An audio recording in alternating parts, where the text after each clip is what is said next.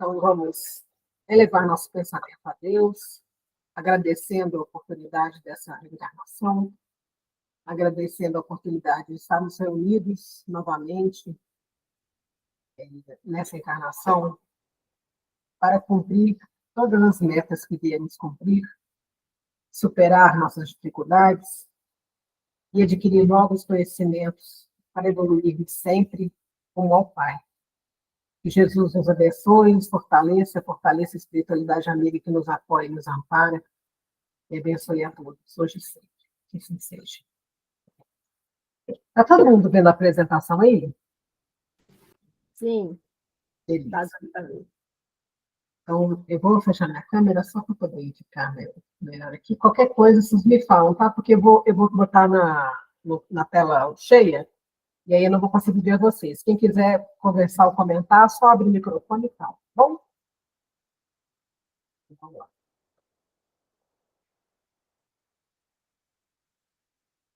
Eu acho engraçado como alguns capítulos caem para a gente assim, né, certinho, né?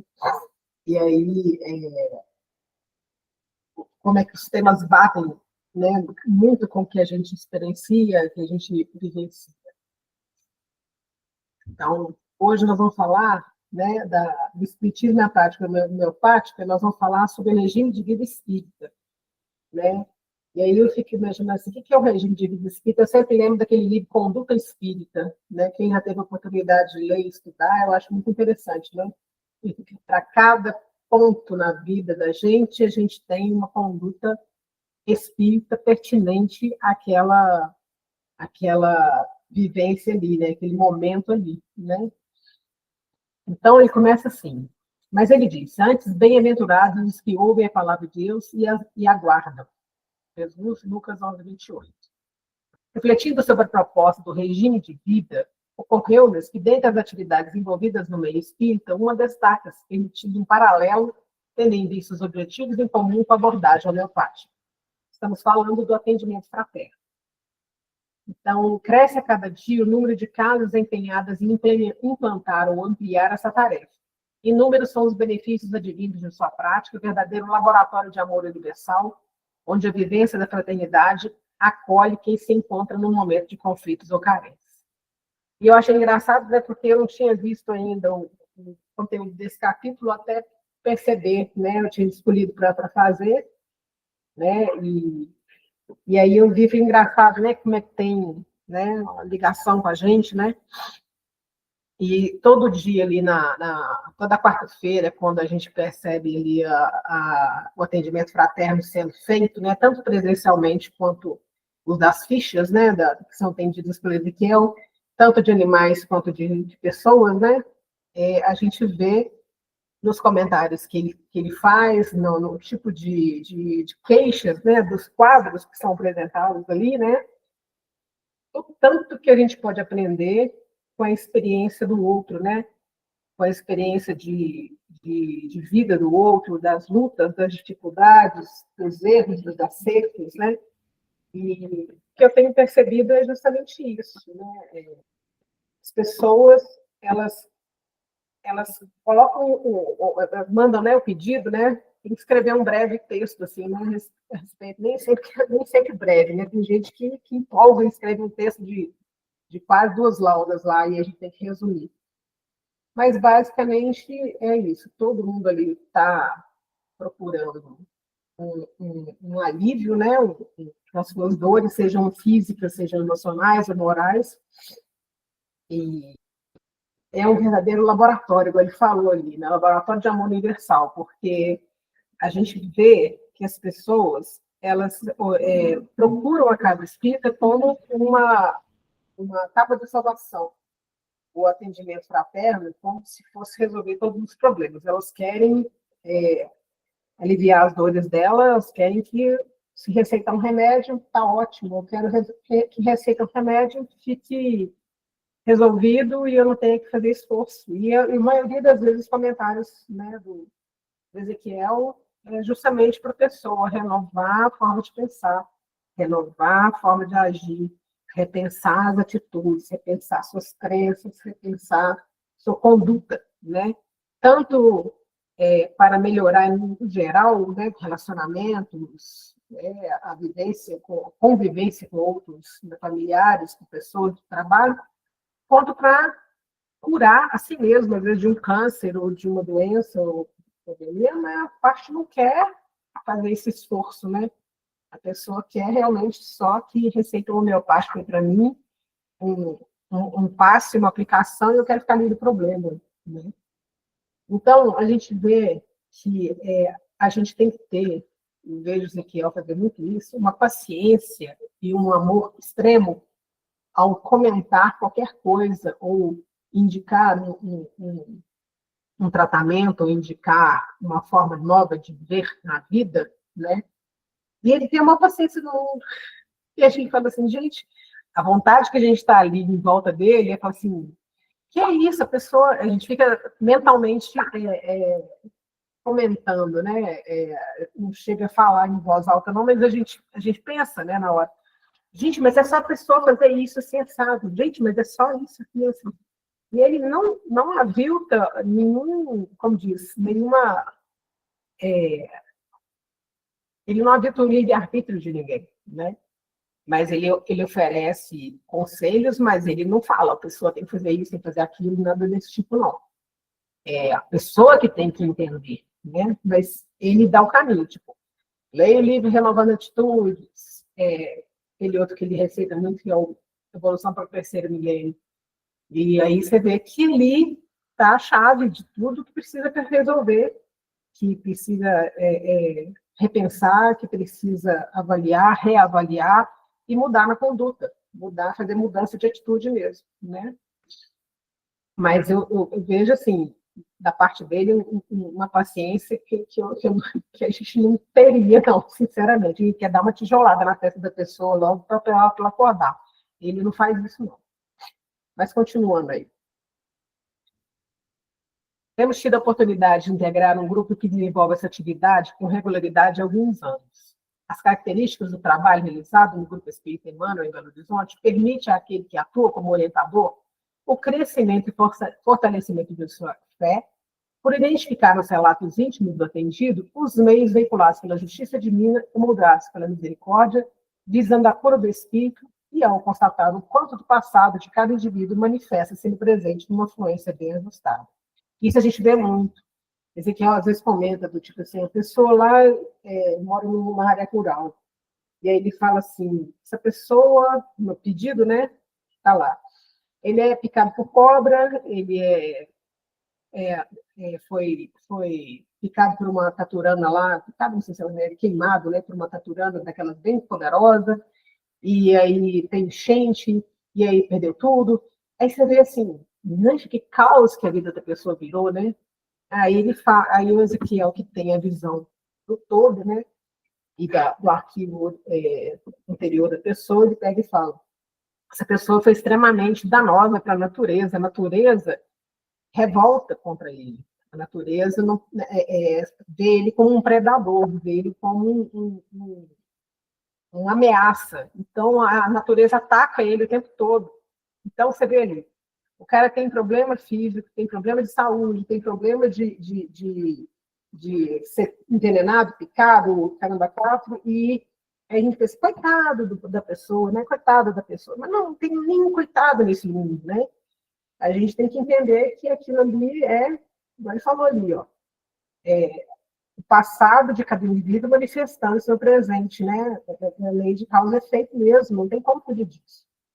É lógico que a gente não vai, por causa disso, chutar cachorro morto, como dizem, né? Não vai falar bem feito, a pessoa mereceu. Não é isso. A ideia não é essa. A ideia é perceber que a pessoa está no momento ali de aprendizado, doloroso, né? E a gente tem que ajudar. Né? Então, a justiça divina, ela se faz presente em cada momento da vida da gente, sem... Oi, alguém quer falar? É a paçoca. Ali, eu acho que a gente não pode dizer que a natureza se revolta contra ele, mas a vibração dele é uma vibração que está dissonante com a natureza, né? Então, exatamente. isso faz com que ele sofra esses danos da natureza. Porque a natureza, ela não... Ela não eu usei a palavra, não é revoltar, não. A natureza, ela se sente ameaçada por ele, e aí ela agride no sentido de defesa, né? A agressão ali é uma defesa dela, né? Ela se sente ameaçada. A vibração, igual você falou, a vibração da pessoa é muito forte nesse sentido. Né? Então, e ele acaba tendo uma... Como é que eu vou dizer? Não é confusão, não. A vibração dele acaba atrapalhando. Causando um desequilíbrio. Causando um desequilíbrio. Exatamente. Causa mesmo. E nesse desequilíbrio, a natureza desequilibrada pode acontecer alguma coisa, mas não que a natureza queira fazer isso. Né? Não, exatamente. É igual quando o Ezequiel fala que quando uma pessoa que se alimenta de carne, né, ela chega para o animal, pelo olfato, pelas vibrações, que a pessoa é carnívora, ela sente a pessoa como um predador, e ela vai realmente ficar atenta ali, tipo, aquele ali é uma ameaça em potencial, eu não posso baixar a guarda perto daquele ali. Né? E o animal, a gente vê muito, esse animal percebe a energia da pessoa de longe, né? Então, aqui não é o foco não é esse, o foco é dizer que essas coisas que a gente vive hoje no presente, elas são consequências das nossas más condutas do passado. Isso é todo mundo, gente. É normal para todo mundo. Nós todos já cometemos crimes e cometemos crimes até hoje. Cometemos pequenos crimes e grandes crimes, né? Mas o que ele está dizendo a gente vai ver a cura do espírito, né? A gente constata, né, a presença do passado, ele falou aqui, mas a gente quer a cura do espírito. Né? Agora, o que a gente vai fazer, essa questão de comer carne é o seguinte, eu acho que se a pessoa é uma pessoa carnívora, mas ela tem bons sentimentos, porque tem muita gente que é carnívora porque não entende esse lance dos animais, do sofrimento dos animais, mas é uma pessoa extremamente boa com os animais que está ao alcance dele. Né? Então, eu acho que em tudo, o que vai contar é a nossa vibração. Com certeza, a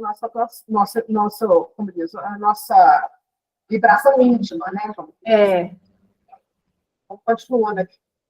Ele está falando do trabalho do atendimento fraterno, propriamente dito. Ele está explicando como é que funciona lá no Grupo Emmanuel, né? Então, o trabalho desenvolve-se etapas. O atendido também é considerado um paciente em busca de roteiro. Olha só que frase legal. O atendido é considerado um paciente em busca de roteiro. Então, não há julgamento ali. Não pode haver julgamento ali. A pessoa está procurando ajuda, já é um passo à frente, porque ela já está, como diz, querendo alguma mudança, mesmo que ela ainda não dê conta de fazer toda a mudança que é necessária ainda fazer, mas ela está buscando uma nova maneira de viver. Né? Então, ela está procurando esclarecimento, consolo ou refazimento de forças para seguir e perseverar em seus propósitos.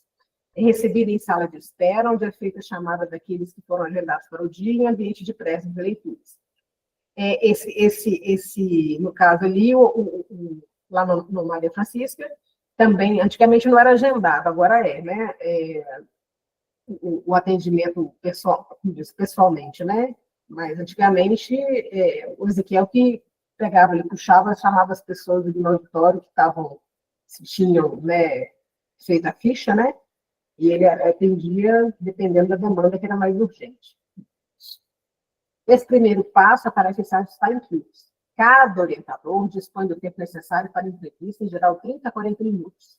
Nesse período, há a exposição das motivações entrevistadas e orientações preliminares. É o que acontece ali no primeiro andar com o pessoal da Dona Beth, né? Tem aquela salinha lá, as mesinhas separadas, né?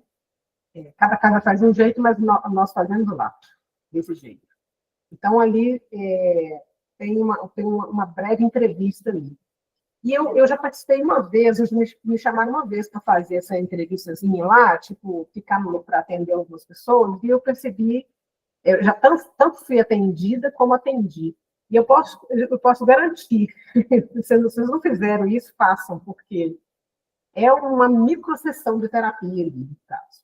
Porque ao expor o que você está querendo em voz alta, às vezes você mesmo percebe onde está o problema.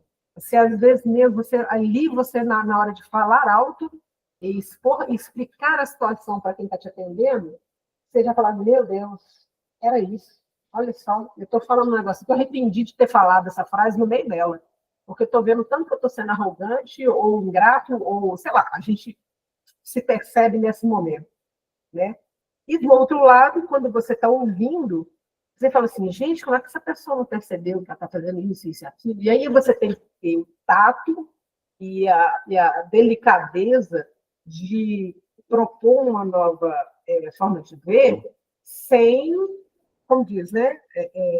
Ofender, sem apressar as coisas, sem... Então, assim, eu acho que é muito bacana. Eu acho que esse trabalho requer muito aprendizado da nossa parte de sensibilização, sabe? Eu acho que se tiver a oportunidade de fazerem esse trabalho, eu acho que cada um devia, tipo assim, primeiro observar quem faz, como que a pessoa lida, né, com o atendimento, e depois, se vocês vão percebendo tanto que a gente, às vezes, a língua coça para falar umas coisas, você fala, não posso falar isso, pelo amor de Deus. Não tem condição de eu falar isso agora, porque, tipo assim, que para mim é óbvio, o outro não é. E, às vezes, a pessoa precisa mais de acolhimento do que de julgamento, de crítica, né? Não é hora de ter crítica nem de julgamento, mas de acolhimento, com certeza. Então, ele está falando aqui, a capacidade de ouvir e estar atento para receber as informações cria um piso de confiança, que é fundamental para as orientações sejam recebidas. Ao sentir-se compreendido, respeitado, o relato transcorre de forma honesta e profunda, é uma catarse. E o desabafo, por si só, já é terapêutico, aquilo que eu falei. Quem já teve a oportunidade de desabafar ou de ouvir o desabafo de alguém, sabe que ali já começou um processo muito bacana. As orientações representam o clima do atendimento, pois, se efetivadas, podem redirecionar os pensamentos, valores e a própria vida daqueles que recebem. Ou seja, é lógico que eu não vou ter a mesma credibilidade do Ezequiel falando, não tem o menor ilusão a respeito disso. Às vezes, aquele primeiro atendimento ali na salinha do primeiro andar é só o começo mesmo, é só, tipo assim, preparar a pessoa. Que na hora que o Ezequiel for atender, por exemplo, ele já tem a ficha da pessoa, ele já tem toda a intimidade da pessoa, porque a pessoa ali no primeiro atendimento não teve. E ele consegue ter um diálogo com a pessoa e um direcionamento muito mais profundo, muito mais amplo do que a gente imagina, né? Fora que, ao mesmo tempo que está rolando aquela conversa na nossa linha, a espiritualidade com certeza está ligando aparelho, está fazendo uma série de tratamentos, a pessoa bobear está fazendo até cirurgia, né? Então, a gente não tem noção do que rola nos bastidores, né? Do atendimento fraterno. Então, a gente, é uma tarefa de extrema importância. Alguém quer comentar alguma coisa? Então, vamos seguir. A etapa seguinte envolve a fluidoterapia. Prece, passe e água fluidificada em outro ambiente. Paciente e orientador são recebidos em outra sala por equipe que permanece em reflexões durante todo o trabalho. Não é feito qualquer comentário ou esclarecimento sobre o caso ou demais participantes da equipe ao adentrar em tal recinto. Ou seja, o que foi confiado ali em intimidade, em confiança, não pode ser aberto, né, e exposto para evitar todo tipo de constrangimento e até prejuízo para o trabalho. Após o passe, o paciente retira-se e o orientador recebe as observações mediúnicas referentes ao atendido que ocorrem durante o passe. Podem ser referências quanto ao passado demandado, ao passado demandado do resgate, ou complemento às orientações prévias que não atingiram o âmbito das questões. Essas informações são ou não repassadas ao paciente durante o fechamento do atendimento, segundo o critério do orientador. E aquela história, eu tenho visto, assim, como que a educação mediúnica da gente precisa muito ser trabalhada, né? Eu vejo muito médium que às vezes tem uma certa evidência, não uma evidência completa, mas uma evidência parcial das coisas, e enxerga coisas que estão acontecendo no entorno desse paciente que chegou, ou de qualquer outra pessoa dentro da casa, e aí comenta, assim, sem o menor filtro, o que ele está vendo. E a gente tem que tomar muito cuidado com isso. Porque imagina se virar para uma pessoa e falar que ela fez isso, aquilo em outra vida, porque ela era mais, ou cometeu tal crime, que eu vi isso numa visão. Uai, porque você viu, você vai chegar e comentar? Às vezes uma palavra, um comentário desse, você derruba uma pessoa. Você tira ela do caminho, você tira a esperança dela. Você fala, nossa, se eu fui esse tipo de pessoa, não tem esperança para mim, eu não mereço ajuda, eu não mereço apoio, eu tenho mais é que sofrer mesmo. Então, a gente tem que tomar muito cuidado quando a gente está na casa espírita, e mesmo fora dela, quem tem mediunidade, assim, de vidência, clarividência, coisa parecida, tem muito critério na hora de abordar certos assuntos com as pessoas, para não sair falando e expondo, né? Às vezes você fala assim, eu vi isso, mas o que eu falar isso, que eu vi da pessoa, vai acrescentar na vida dela ou melhorar a vida dela, né? Se for o caso, você viu aqui que está de angustiando, vai para o mentor, vai para o Ezequiel da vida, fala, eu vi tal, assim, o que eu devo fazer? Posso ajudar, não posso ajudar? Não, a pessoa simplesmente comenta porque ela acha que viu e ela acha bacana, o outro, eu vi isso de você e tal. Vão ter mais critério. A gente tem que ser mais discreto nos nossos comentários dentro da casa espírita, ter mais cuidado com as pessoas. Bom, continuando. Aí ele fala assim, é bom ressaltar. Ele no livro está ressaltar, gente. Eu procurei essa palavra no Google, não tem. Então, eu acredito que foi um erro de digitação ou um erro de palavra mesmo. A pessoa acreditou que era as palavras, mas era ressaltar mesmo. Vai ressaltar que o último limita-se a expor à luz da doutrina espírita a conduta cristã libertadora, abstendo-se de pontos de vista ou julgamentos, portanto, suas afirmativas são mais gerais, distanciando-se das definições fechadas quanto às escolhas, pois o livre-arbítrio é sagrado e, além de respeitado, deve ser estimulado para que a autorresponsabilidade seja um componente cada vez mais consciente. Ou seja, eu não vou aqui no atendimento, mesmo aqui preliminar, ou como eu te falei, o Ezequiel, no atendimento dele presencial, ele não fala que a pessoa deve, você deve largar o emprego, você deve vender a casa, você deve comprar o lote, ele não fala nada disso. Justamente porque o que interessa para ele é a mudança de conduta cristã. O que a pessoa vai decidir, se vai vender um lote, se vai mudar de emprego, isso é com ele. E aí, ele não pode, cansou de falar isso, eu não posso falar o que a pessoa deve ou não deve fazer, que eu estou aviltando o livre-arbítrio. Nem Deus faz isso, imagina se eu vou fazer. Por quê? Imagina se, num dado momento, você fala assim, você deve vender seu lote sim e mudar para tal cidade. A pessoa vende o lote dela, muda para tal cidade, dá tudo errado. Adivinha de quem é que é a culpa? Do Ezequiel. Ao passo que, tipo assim, a decisão que tomou foi a pessoa. Ela está transferindo a responsabilidade da decisão para o mentor. Não, ela está tomando para si a responsabilidade. Então, eles falam, ninguém vai interferir nesse livre-arbítrio, ele deve ser estimulado. E a autorresponsabilidade também tem que ser, a pessoa tem que tomar isso para si mesmo, não pode ficar transferindo responsabilidade e falar assim, fulano mandou fazer isso, eu fiz, deu errado, ou, eu só fiz isso, porque olha só, se der errado, a culpa é do mentor. Se der certo, né, aí ele vai ficar viciado em tudo que toda decisão que a pessoa for tomar, ela vai primeiro se consultar como se fosse um oráculo, né? Um tarô, como é que fala? Um búzios, uma coisa assim, né? E aí a pessoa, de novo, ela não está assumindo a responsabilidade, ela está só transferindo de novo. Alguém quer comentar? Sim. Então, ele começa falando de alguns exemplos. Ao atender uma jovem que vivia grandes conflitos de relacionamento, falta de compreensão e confiança no seio familiar, observei que era notória sua beleza, contrastando com a acentuada exoftalmia e diminuição da acuidade visual. O que é exoftalmia? É uma protusão, ou seja, o olho fica projetado para fora, ou ambos olhos, ou um deles, né? Fica parecendo que a pessoa está com essa expressão de olho esbugalhado. Geralmente, quem tem, eu acho que é hipoglicemia, ou não é hipertireoidismo, né? Uma coisa assim, tem isso também. Então, eles notaram que ela tinha, no atendimento, ela era muito bonita, mas, ao mesmo tempo, ela tinha essa característica nos olhos.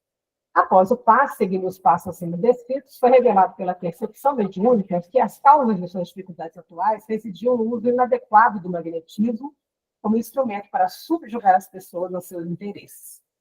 A associação desse quadro aos transtornos visuais pareceu-nos clara. O corpo, como dreno do espírito, promovendo sua evolução, ou seja, o nosso corpo, ele é veículo de cura, né? Ele é veículo de aprendizado e de educação do espírito. Né? É uma forma que a gente tem da gente se corrigir o nosso espírito e evoluir. Né? Então, nada é à toa. Né?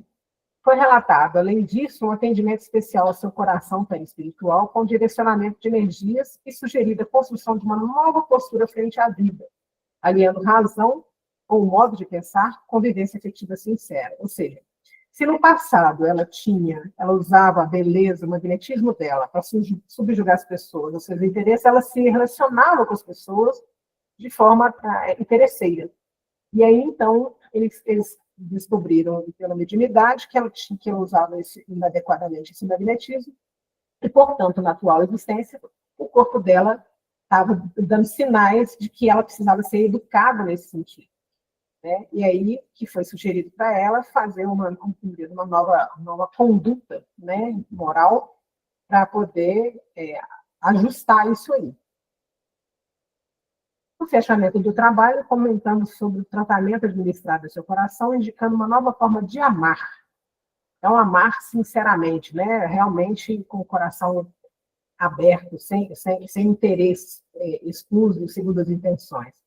Nesse ponto, ela nos informou, para nossa surpresa, que era portadora de cardiopatia congênita, uma comunicação interatrial já reconstruída cirurgicamente com ótima recuperação.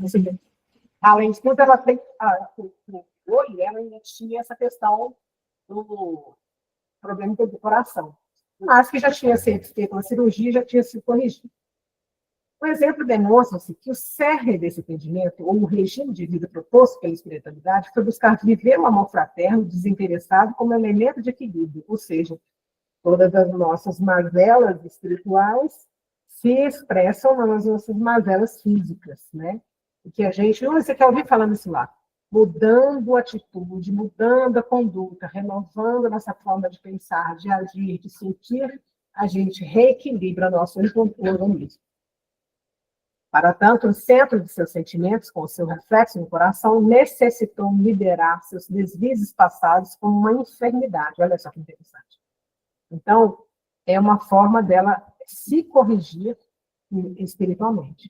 E no momento de nosso encontro, ela estava sendo convocada a viver promovendo sua estabilidade através de comportamento renovado. Ou seja, a parte física estava sendo tratada, né? Ela já tinha feito uma cirurgia, ela já estava sendo tratada no atendimento fraterno, mas ela precisava renovar a forma de pensar, renovar uma forma de sentir, buscar uma nova forma de se conduzir na vida relativamente às relações dela, a forma dela amar.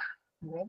Então, ou seja, se não tiver uma renovação, se não tiver uma nova forma de conduta, muito provavelmente essas enfermidades vão não só prosseguir, como às vezes piorar, né? Então a gente tem que aliar as duas coisas. Eu posso tomar remédio, posso fazer terapias, posso procurar casa espírita, tomar passe, tomar aplicação, o que for. Mas se eu não renovar minha atitude, se eu não renovar minha forma de pensar e não mudar meu jeito de agir, eu vou ter sempre enfermidade, vou ter sempre que recorrer ao atendimento fraterno ou à medicina normal. Né? Alguém quer comentar alguma coisa? Vocês estão aí, gente? Só para me saber, vocês estão... Tá tudo certo? Estão me ouvindo? Tá tudo certo. É porque eu não tenho nada para falar. Tá. Aqui também. Está muito claro. Está muito claro, né? Está claro, está fazendo até a gente, como diz aí, eu vou pensar mais sobre isso. Porque quando eu li os capítulos desse capítulo, a gente fica assim, poxa, nossa, olha o tanto que a gente tem que mudar, né? A gente começa a projetar isso na gente mesmo, tanto que a gente tem que mudar e renovar sempre. Tranquilo? Então, vou continuar aqui, gente. Nas bases do Espiritismo, encontramos o próprio Kardec recebendo orientações quanto ao seu regime de vida. Era portador de transtornos circulatórios, tendo vivido um episódio de amaurose irreversível, possivelmente relacionado a uma isquemia cerebral transitória. O que é a amaurose? É um termo médico que descreve a perda da visão, podendo ser total ou parcial e ser temporária ou permanente. Então, ele já estava no processo ali de perda de visão, né? Mas ele falou, ainda era reversível, né? Ele tinha tido uma isquemia cerebral transitória, ou seja, o desgaste dele provavelmente causou isso, né? Um dos componentes da equipe espiritual que o assistia, Antoine Demer, médico homeopata humanitário, que encontrou na doutrina a chave para os problemas cuja solução debalde pedia à ciência e a todas as filosofias, tornou-se um dos seus divulgadores e correspondia esse comércio de Lyon. 5 dias após o seu desencarne, retorna sua correspondência escrevendo nesses termos. Aqui estou, ainda vivo, assumi o compromisso de manifestar-me desde que me fosse possível, apertando a mão do meu mestre e amigo Allan Kardec. Então, ele já ele desencarnou, mas ele se manifestou na reunião mediúnica, né, falando do Allan Kardec. Né? Mas ele falou que a chave para os problemas cuja solução verbal de pedir a ciência a todas as filosofias, ou seja, era a doutrina espírita, ou seja, a chave para a cura das enfermidades, e principalmente as enfermidades da alma, né, não estão na ciência e nem na filosofia, sim na maneira, né, de entender todo o processo da vida no sentido mais amplo, né, espiritual. Kardec apresentou nova indisposição física e obteve, em 2 de 2 de 65, as informações por Demer, o qual acompanhava quando sobreveio o acidente que teria sido funesto sem intervenção eficaz para o qual havia concorrido. Então, é lógico, né, gente? Uma das coisas que eu percebo é o seguinte: ao trabalhador, o salário. Então, se o Allan Kardec estava no trabalho e houve um desgaste, né, do veículo físico dele, mas ele estava no trabalho, né, com certeza ele mereceu, teve crédito para receber todo o auxílio, né, igual ele falou, o acidente teria sido funesto se não houvesse intervenção eficaz, né. Então, eu acho assim, nós temos vários relatos lá lá dentro do atendimento fraterno mesmo, assim. No meu caso mesmo, o Ezequiel falou que, devido às mudanças que eu tinha feito 5 anos para cá, que muitas das enfermidades que eu teria foram revertidas. Mas, assim, que por causa das renovações de pensamento, renovação de estilo de vida, eu tinha que ver muita coisa. E aí, nesses meses que passaram, nos últimos 2, 3 meses, eu tive episódios de estresse muito acentuado por causa do trabalho. E o Ezequiel me deu um puxão de orelha. Ele falou assim: você vai tomar esse remédio aqui, vou pedir para o pupilo fazer para você. Foi beleza. Porque para a gente evitar um câncer. Aí eu falei, eita, já estou chegando nesse ponto. Ele falou assim, porque você está descontrolando a emoção, né? Mas, olha só, eu não pedi ajuda, olha só que interessante. Eu não fiz um pedido de atendimento fraterno para ele. Podia ter feito, mas não fiz. Tipo assim, não é que eu estou orgulhosa, é isso não. É que eu, tipo assim, eu realmente não fiz o pedido. Não me veio na cabeça fazer o pedido. Eu achei que eu tinha condições, eu mesma, de falar assim, eu tenho as ferramentas, eu tenho informação, eu preciso trabalhar isso em mim, para que se eu tiver alguma enfermidade, se tiver um estresse, uma ansiedade, eu tenho que me fortalecer e aprender a lidar com isso, né? Só que eu não dei conta. E antes mesmo de eu pedir, o Ezequiel já veio falar, você vai tomar tal remédio. Eu não pedi, entendeu? Eu ainda não tinha nem pedido ajuda. Mas por quê? A gente está trabalhando, o trabalhador, ele fala, o trabalhador é o salário. Ele não ia deixar que eu, como é que fala? Chegasse num nível de enfermidade sem me alertar antes, ou sem me dar uma condição. Mas ele me deu uma chapuletada, falou assim, você está deixando a emoção tomar conta, você não está controlando a emoção. E aí que você está caminhando para uma doença muito séria. Então, de novo, vão despertar, vão acordar e tomar as atitudes necessárias para poder não acontecer outra enfermidade, entendeu? Ou seja, eu podia ter colocado, estou tendo a oportunidade de reverter algumas coisas que já estavam vamos dizer assim, na minha projeção encarnatória, que é problema cardíaco, que eu sei que a minha família toda tem, genético e tudo mais, ou seja, o problema cardíaco já estava controlado, mas por causa da ansiedade, por causa do meu estresse, eu estava criando outros, que não era para ter criado, ele falou, tem doença aqui, tem enfermidade que você não estava no seu escopo, você está inventando, tipo assim, você está procurando, então acorda, entendeu? Ele quer comentar alguma coisa? Eu queria comentar que eu também, uma vez, eu estava com muitos problemas de pele. Foi um momento da minha vida que eu estava passando por muito estresse, muitos problemas em casa. Uhum. E eu enchi de espinha, meu rosto, ele ficou com tanta espinha que tinha dia que eu não saía de casa. Como eu estou agora. Aí eu fui num centro espírita ali perto daquele Amor e Caridade ali. Uhum. E aí a entidade, que chamava João de Deus, ele virou para mim e falou assim, olha, minha filha, você dá graças a Deus dessas espinhas estar saindo, porque se tivesse tudo aí dentro, poderia gerar até um câncer. Exatamente. Devido ao seu estresse, devido a tudo que você está passando. Mas aí ele me deu uma pílula rosa, eu não esqueço disso, uma pílula rosa e uma fórmula de uma pomada para eu passar. Uhum.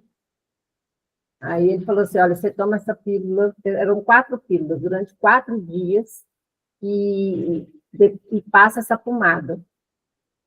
Eu melhorei. Não melhorei mais porque eu não conseguia ainda controlar na época o meu estresse, né? Uhum.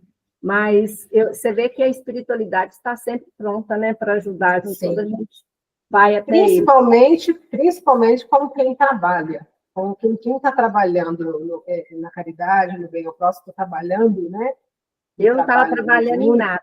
Eu era dona de casa, só cuidava dos meus filhos, que era o que dava. Mas algum crédito você tinha? Eu acredito que o que faz a gente... eu não gosto dessa palavra merecimento, porque fica parecendo que Deus está olhando um e não olhando o outro. E, para mim, todo mundo recebe igual, mas cada um vai receber de acordo com a sua vibração, né? Se eu estou preparada para receber, suas obras. Você lembra eu vou receber. Cada qual segundo suas obras. É lógico que todo mundo vai ter amparo, isso é fato. Mas quando você tem o crédito por ter trabalhado, né, às vezes você nem precisa pedir. A ajuda já vem ao seu encontro, entendeu? Jesus curou aquele monte de gente sem crédito nenhum, né? Ninguém fazia nada. Mas não sei se você leu o livro Estrela de Luz.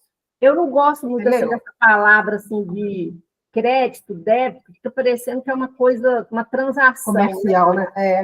Não, é no sentido de, tipo assim, é o trabalhador o salário, ou seja, é um crédito justo, mudar, né? Assim. Se você está trabalhando por dentro para mudar, para tratar as pessoas melhor, para tratar a pessoa melhor, isso já é o caminho para você receber isso que Deus dá para todo mundo. Né? Você entrar nessa sintonia. Agora, o trabalho, a cesta básica, o trabalho lá da PACO é muito importante. Muito. A evangelização infantil, a mãe que cuida do filho, é tudo muito trabalho. Todo esse esforço que você tem. Pois mas utilizar nas ferramentas que Deus te deu. Fazer esperando crédito. Eu acho não, com certeza. Não funciona assim. No meu entendimento, eu acho que não funciona assim. Eu trabalhei mais de 25 anos com evangelização infantil e nunca pensei em crédito, em débito, nunca pensei em nada disso. A ideia exatamente é o trabalho desinteressado. A ideia é essa, não é prazer. Eu estou dizendo que no caso do crédito... Eu vi que eu não dava mais conta, que eu já estava assim, não dava mais conta, aí eu saí. Mas enquanto eu dei conta, eu fiz. Pois é. O que eu estou dizendo na questão do trabalho do crédito é que, fatalmente, esse crédito vai vir. Não estou dizendo que é para a pessoa trabalhar pensando nisso. É justamente o contrário. É quanto mais você trabalha pelo bem do próximo, pelo seu aperfeiçoamento, se esforça para vencer suas más tendências, isso tudo é trabalho. Isso tudo vai, como diz, voltar para você de algum jeito em forma de bem, né? No geral. Mas, assim, o que eu estou dizendo é a cada qual segundo suas obras mesmo. Se você, eu vejo muito o Ezequiel falar isso lá, de crédito, porque, por exemplo, eu já pedi intervenção para pessoas da minha família, pessoas que eu conheço, e ele virou e falou assim: essa pessoa não tem um crédito para receber o que ela não tem por ela mesma, não tem crédito. Você quer usar seu crédito? Eu falei, pode usar. Se eu tiver, eu quero usar, entendeu? Mas não quer dizer como diz, ele falou assim, essa pessoa é assim assado, ela não tem crédito, ela não crédito no sentido de, ela não se esforça para ser um ser humano melhor, ela não se esforça para melhorar, ela não se esforça para melhorar a vida de ninguém à volta dela, ela vive autocentrada. Então, ela não vai ter crédito, ela não tem, mas não quer dizer que não tem amparo, você está entendendo a diferença? É que quando tem um crédito, né, eu acho que você tem, como diz, condições de receber mais abertura, infiltra mais em você o bem, sabe? Que você já tem uma afinidade vibratória ali para receber. Você está entendendo a diferença? Não é porque também, como você falou, merecimento. Merecimento, como o Ezequiel fala, poucos têm merecimento nesse mundo. Raríssimos têm merecimento de verdade. A gente tem o máximo, a gente trabalha e tem crédito. Né? Mas o que eu estou dizendo muitas das vezes a gente, antes de pedir, a gente já recebe de amparo. Mas a gente percebe que a espiritualidade está atenta às nossas dificuldades, está atenta às nossas demandas, o que a gente precisa, né? E se preciso for, eles puxam a orelha mesmo, não tem dó, não. E faz bem eles puxarem a nossa orelha nesse sentido. Porque a gente pode criar doenças, enfermidades, com o nosso descontrole emocional e com as nossas más tendências, né, de conduta moral. Entendeu? Peraí, gente. Vou continuar aqui. A dedicação e o esforço para tudo atender pessoalmente exigiu um número excessivo de horas de trabalho do codificador. Diante do impasse frente à melhor solução para a correspondência que se avolumava e era cuidadosamente estudada por ele, novamente o médico homeopata é porta-voz da espiritualidade a advertir. Então, eles falam assim: as forças humanas têm limites que o desejo de que o ensino progrida te leva... que o desejo de que o ensino progrida te leva muitas vezes a ultrapassar.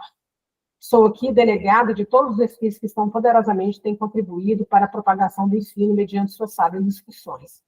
Poupa-te, portanto, quando for o tempo indispensável, se será todo o vigor do corpo de espírito. Ou seja, a gente tem que achar um equilíbrio entre, mesmo quando a gente está na tarefa para o bem, na tarefa da caridade, a gente tem que achar esse equilíbrio. Porque não adianta nada se eu adoecer, mas para frente que eu estou servindo, para quê?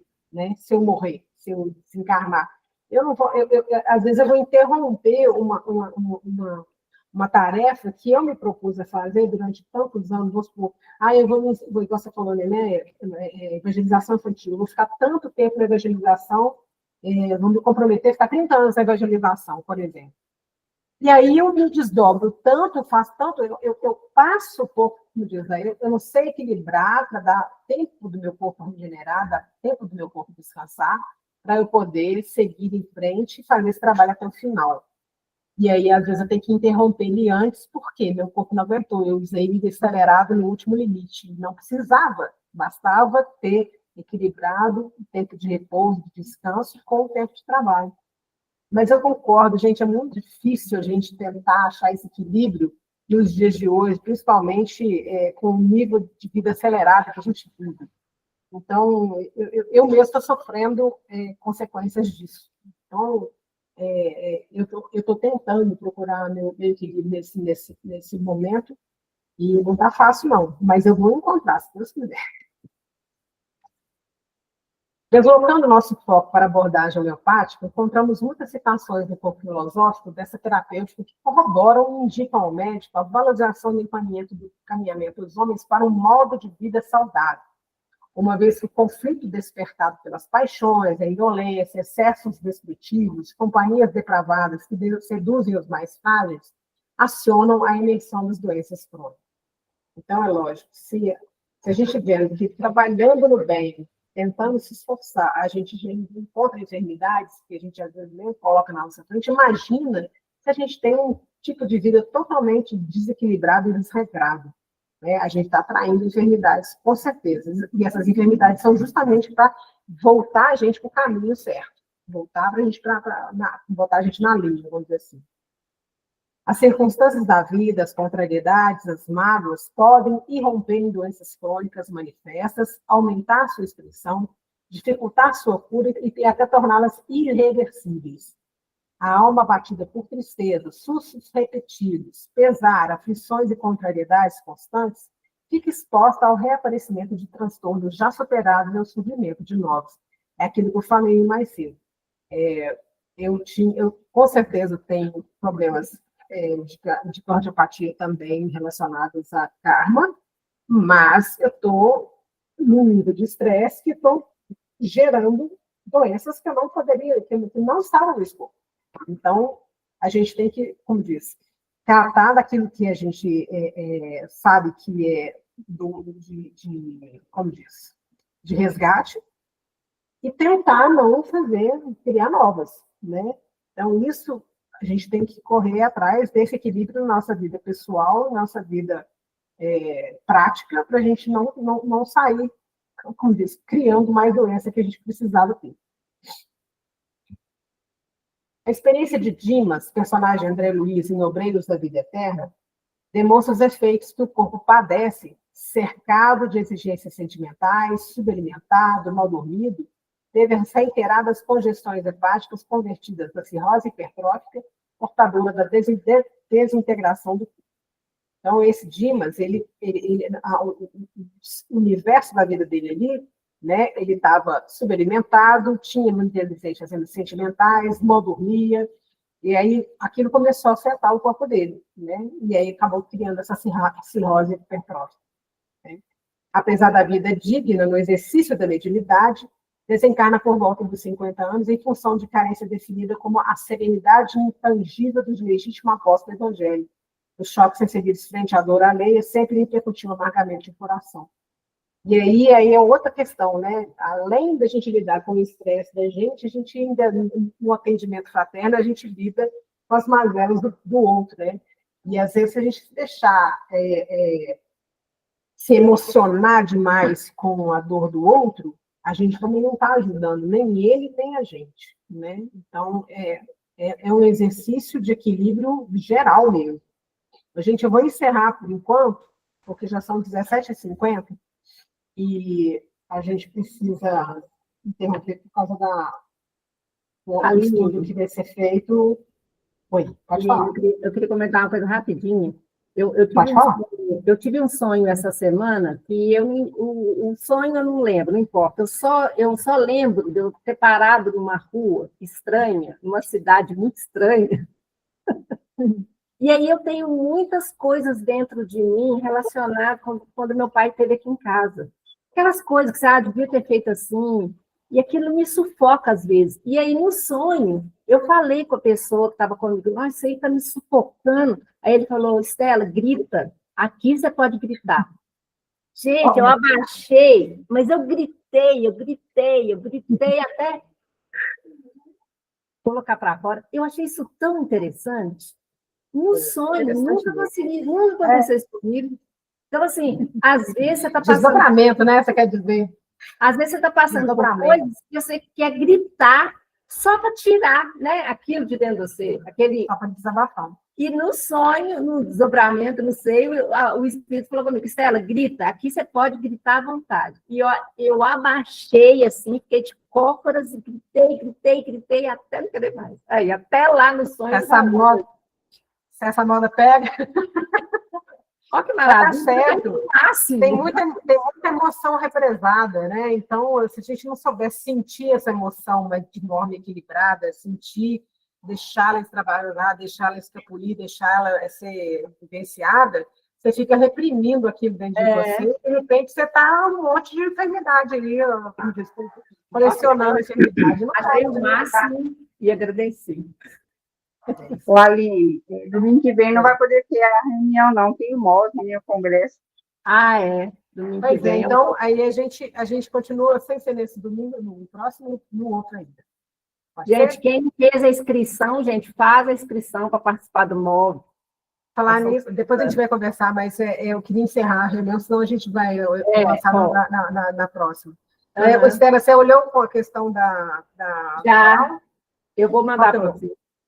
Tá bom, então, obrigada, viu? Tá. Eu vou pedir para a Betinha fazer a oração final para a gente. Você faz, gente, por favor? Faço sim. Então, vamos relaxar, agradecer a Deus a oportunidade de estarmos aqui juntos nesse estudo, que sempre tem muito a acrescentar e nos relembrar, né? Que a gente está sempre aí nos trabalhos e às vezes a gente esquece que a gente tem que ser mais firme conosco mesmo, para que a gente consiga fazer as mudanças necessárias. Ô Pai, muito obrigado por tudo, que assim seja, graças a Deus. Graças a Deus. Assim seja. Gente, obrigada. Então, a gente se vê na próxima reunião agora da Equipe Amor. Tá bom? Obrigada, gente. Falou, tchau.